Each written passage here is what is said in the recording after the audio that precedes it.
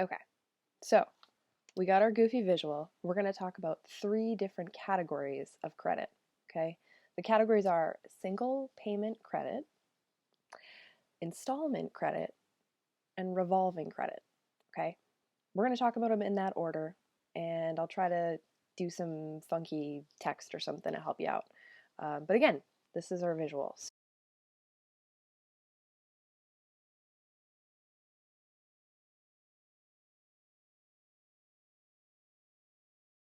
So the first one that we're going to talk about is single payment credit. Okay, this is a situation where basically you have something happen, someone trusts you, and you get a bill for that situation. That bill is going to be some amount of money, and that means that you owe that amount of money. With single payment credit, it's pretty aptly named. It means that they're expecting you to pay off all that money in one single payment. So that means, bam, visuals. Okay, you've paid your bill. The whole thing is gone, right? So you've racked up the money and then you get rid of it all at once. Single payment, the debt is gone. This is typically situations that aren't necessarily the ones that come to your brain when you're thinking about credit. So a really common example would be your electricity bill when you rent an apartment or own a house. Your electric company is trusting you to pay them. You have a contract with them that explains that that is part of the deal. They're going to, siphon energy into your house and you get to use it for usually the whole month because it's a monthly bill. So the whole month happens, and at the end of the month, depending upon how much energy you used, you have to pay that much money. So more energy, more money. The way that this works, right, some months you're going to spend more in your electric bill because you're going to use more electricity. So it's going to go up in those months that you're using a lot of electricity. That might be like the summertime when the AC is running. Could be. So single payment credit, think about that. And that's those situations where again your credit score matters because they want to make sure that you're trustworthy before they give you that contract to have that electricity flow to your house. Um, Internet, same kind of deal. They might do a soft credit check about your credit worthiness before they give you that contract because they want to make sure that you're trustworthy enough to pay back the money because they can't take back that electricity. It's already gone. So that's why that matters there.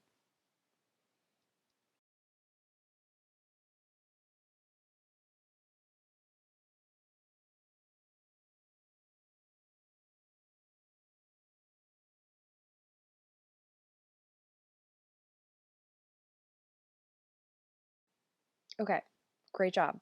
The next line of credit that we're talking about is installment credit. Okay, if we think about the word installment, it means that it's happening in pieces. It's happening over time in small chunks. Okay, this is what we talk about when we're talking about loans. So with a loan, typically you borrow a good sizable amount of money and you sign a contract that is saying that you are going to pay that back over a long period of time plus interest, almost always, 99.9% of the time. Um, you're going to be paying extra money over time to borrow that money now. So a loan, big chunk of money at first, and then you're paying it back in installments, which is why it's called installment credit. So here's the visual, right? We've got our money thermometer, and you borrow a lot of money at first, and what's going to happen is that you are going to have that contract written in to make payments on this loan. So you're going to be paying back money over time. Now we're going to skip with this visual the idea of working in the interest. For now, just big amount of money, you get it all at once, and then you make a small payment. Boop. Oh, a little bit less is how much I owe. Maybe the next month comes happening, and then another payment. So it's a little bit less. And then another payment, right? And again, this installment would be really predictable. It would happen over and over and over again um, until eventually you pay off the whole loan here. Um, and speaking of, my goodness, I'm parched with all of this responsibility. Excuse me.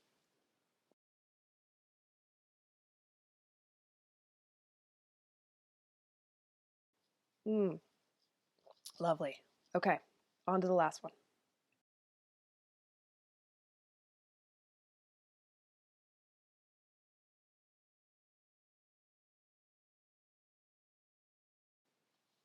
Okay, last one. 3 out of 3. We're going to talk about revolving credit.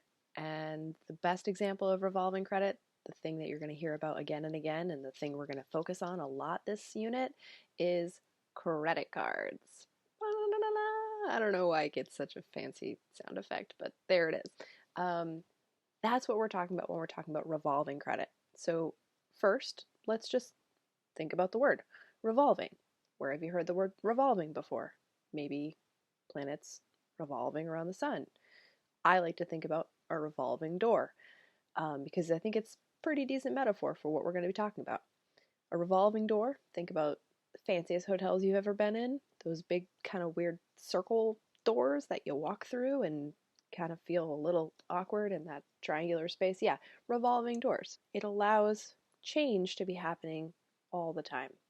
And that's why they use the word revolving when they're talking about credit cards, because we're talking about change.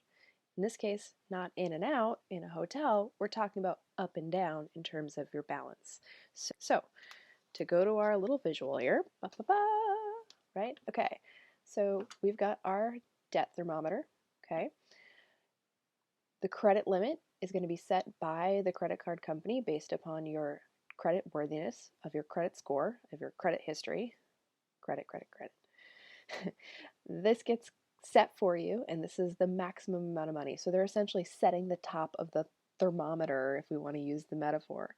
That's as much money as you can borrow, right? It's ran out of space. So the higher your credit score, the better your credit score, the higher the limit's probably going to be. So get the credit card in the mail. You're super stoked about it. And before you even open the package, right, you haven't used it at all. And so it's important to say that this debt thermometer, right, that is we're using as a little visual to say how much money you owe, it starts at 0, okay? You haven't used any money on that credit card. You haven't swiped the card, you haven't spent anything. You just got it in the mail. It's still in the wrapper, right? You don't owe them any money at all. This is really different than a loan where you get all the money at once and then you pay it back in those installments. Here, we're talking about revolving credit, we're talking about credit cards, and so what's going to happen is much more fluid. These changes are going to happen, they're going to revolve over time as you make purchases on the card, which is going to make this go up, and you make payments against the balance, which is going to make it go down. So let's have an example. Let's say, hypothetically, there's a young brunette 19-year-old who lives in Massachusetts and works at an art store. Let's call her Schmemily. And she gets a credit card before she really understands what to do with that credit card and just gets a little carried away. So, first thing she does, opens it up, jumps in her tiny car, drives to the mall, spends a bunch of money on it. Now, you've been to the mall, you've shopped before, right? These things happen over time. So, you would maybe, buy a pair of shoes, and that's going to make your credit balance go up, right? The purchase of the shoes, the cost of the shoes is going to be now what you owe the credit card company. And then, maybe you get all kinds of excited the next day and you bring your friends out to dinner and you feel like a baller using your credit card. That's a big expensive purchase. It's going to make it go up even higher, okay? So we're like stacking the debt. Essentially, we're building how much money we now owe. The credit card's keeping track, absolutely, who wouldn't be, right, of how much money you borrow from them. And this thermometer is the visual that's tracking that. So as we use our card again and again over time, over the course of a month, every little purchase is going to have a different amount of how much it adds, depending upon how big the purchases are, right? Small purchases, we think about a small amount of debt being added. Big purchase, whoa, big amount of debt. And the credit card company's fine with it. In fact, they probably like it because chances are the more money you rack up, the more money you spend on that credit card, the more debt that you are borrowing from them, then the more interest they're most likely going to be able to charge you. Again, interest is going to be that cost for borrowing money when you want it in the present and paying it back in the future. So over time, this goes up with each of the individual little balances, little purchases that happen. Okay, so this is going to continue to go up, and then at the end of the month, the bill comes due. So you get a statement in the mail, details all of the purchase that you made and the final balance of what you owe. The credit card company is going to ask for you to give some of that money back. And so what they'll say is you have the option of at least paying a minimum payment, so a small fraction of this, they'll tell you how much that is, or you have the choice with a credit card to pay off the entire balance there. So this is another form of that revolving. We talked about a moment ago how it kind of changes slowly over time as you make purchases over the course of many days in the month. It goes up and up and up. As fast as you swipe the card, as fast as the balance builds, in fact, faster with interest, that goes up.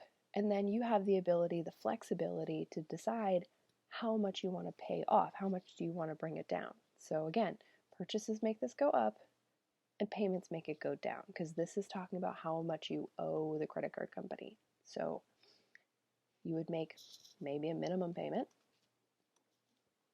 and you start the next month owing them that much money that you still haven't paid off, plus the interest. I know, it's already sounding like a bummer, and this is like 7 minutes into talking about credit cards. I'm sorry. I'm a real killjoy. But this is why we're calling it revolving credit, okay? In and out, this time it's up and down, okay? It's revolving, it's changing, it's very fluid. To make the comparison, with a loan, that second type of credit we just talked about in like a moment ago, a loan, you get all the money at once, and then you make those really predictable installment payments. That's installment credit, that's a loan, this is not that. This is a credit card. This is flexible and fluid. You're going to be making purchases maybe a couple times a day even, right? And then you're going to make a payment. And then you're going to make more purchases, and then you're going to make a payment. Then you're going to make more purchases. It's going to be constantly changing as you use your card, as you make those payments and purchases happen.